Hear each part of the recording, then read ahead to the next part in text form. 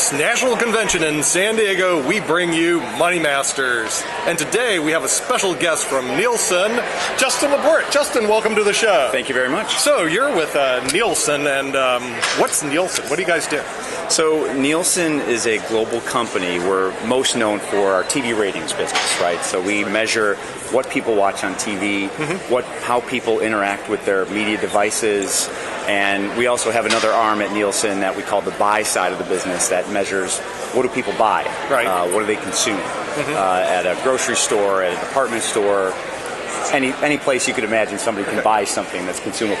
Right. So Nielsen, how long have you guys been around? Is this your first year doing this, or you've been around for a while? No, Nielsen's been around for a very long time, going back to 1950s and even before that. 1950s, is when Art Nielsen started the company. Right. Built the Autometer, which essentially was collecting information about what people were listening to on the radio, and then it turned into TV ratings, and it's evolved greatly over the past as many years as we've been in existence. Okay, so you measure how many people are watching the show? Okay, but who cares? I mean, if people watch it, fine. If they don't, who cares? Well, so that is definitely the age-old question. What's the purpose? Why are we here? Why are we doing what we do? So we essentially provide a service. We provide data to our clients to allow them to, from an ad-supported perspective, ABC, NBC, the major cable networks, to monetize their commercial inventory that they sell to advertisers. So they have to trust your data.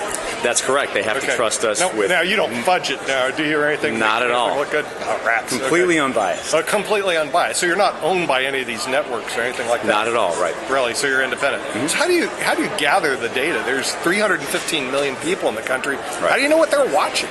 So there are many different ways that we do that. From a national perspective, we have something called the People Meter. The People Meter, yes. Okay. Glad to know there's a People Meter out there. Absolutely. And you may have had someone knock on your door at some point in your life, or know someone who has knocked on your door saying, I'm a Nielsen employee, I'd like to recruit you. How do we know that that person's really a Nielsen employee? They're not some weirdo walking around saying I'm from somewhere to want to recruit you. Well, we've got amazing staff. They come with credentials. They actually they have Nielsen appropriated cars, and they have the correct identification, but they make sure that people understand who we are, what we do, and why we do it. And again, we're doing it as a service to our clients that subscribe to the data so they can understand themselves better. For PBS, for example, understand whether or not I should make a programming change. Who am I reaching out to? Who am I getting my word out to? Okay, so if a lot of people watch the show, it's a good thing, right? Sure. And if they don't watch the show, they get dumped, right? That is correct, yes. So it's all about how many people watch it. Right. Is there anything about who watches the show? Is it important, like, you got a good demographic of buyers watching as opposed to people that aren't going to buy anything? Does that make a difference? Absolutely. So that key kind of sweet spot demographic is persons 25 to 54 in some 25 cases. to 54? Now, wait a minute. I'm like a baby boomer dude, okay? So I'm way above that. So why am I, that have a lot of buying power, not in your sweet spot? Why do you kick me out? That's a good question. And that's a good question. That is, we're asking that question to Nielsen. Why am I getting kicked out? Why are the boomers getting kicked out? Tell me. I agree that there is a lot of value outside of that core demographic that advertisers we have like a lot to of look value. for. That's true. Exactly. And I think it's something that has just been the core demographic for a long time. We need to change that demographic. Here's the demographic I read, okay, for you guys at Nielsen. Not that will help you out here. But they said that the average person's savings from, like, your demographic you're describing is like $3,000 a year. It's nothing. The demographic that I'm in has 70, 80, 100,000 in the bank. Yet I'm not important as that demographic. Tell me why I'm not as important. I mean, I should be, shouldn't I? So it's kind of an interesting time. Right now, we are in my area in the company on the watch side where we collect. We are working with TV ratings.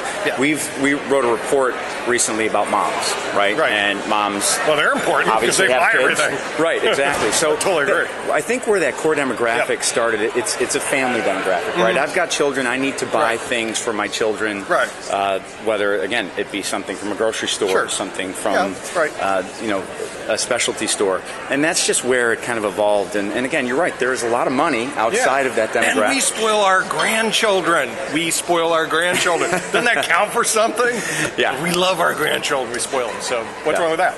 Yeah, again, it's I think that's a better question maybe for the marketers, we'll the big advertisers. But I'm with you. It's definitely an evolving time in terms of where the money is, where it's spent, and what people are doing with it. And again, that information that we bring to the table allows our clients to understand it better. Right. So we're in beautiful San Diego, California, where it was sunny, that was cold. Where are you guys headquartered out of? Where is Nielsen's? There's a few. We have a data headquarters in Tampa. That's my Florida. Hometown. There we go. Really and Oldsmar. Oldsmar, I know where that is. We've got a beautiful data center there. Safety Harbor. Yeah, I know where that is. And then we have our business headquarters in New York. But we're global. York, again, we have offices You're all over the world? All over the world, yes. Seriously? So the people in China and Japan, they care about the ratings there as well as the United States? A lot of our outside of the U.S. operations are our buy side of the business. Again, measuring what people buy and consume. Right. But we do have TV measurement outside of the U.S. Yeah. It's a different business altogether. I'm not as versed on it as I'd like to be, but it's definitely not how the United States is. It's a different world because it's outside on which of our company world. can do it. Yeah. Sure, right. Yeah, so you're actually global. You're not just local when it comes to doing this type of stuff. Right. Okay, so I have a very important question for you. Do you believe in democracy? Do I believe in democracy? Yes, sure. That's a tough question. Okay, so you believe in everybody has an equal right to vote. Right. All right. We're just going to leave it right there because we don't have our panel at the table to vote the other different direction on that stuff. We're just curious because we do ask like that. Okay. So you're worldwide and you get demographics and you hire actuaries.